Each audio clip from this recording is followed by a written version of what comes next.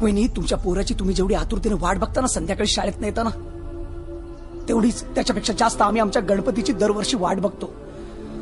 तुम्ही तुमच्या नवऱ्याला जेवढं प्रेमाने घास भरवला नसेल ना, त्याच्यापेक्षा जास्त प्रेमाने आम्ही आमच्या गणपतीच्या मूर्तीसमोर प्रसाद चढवतो.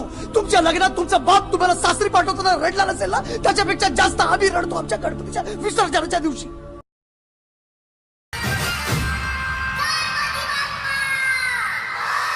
नाही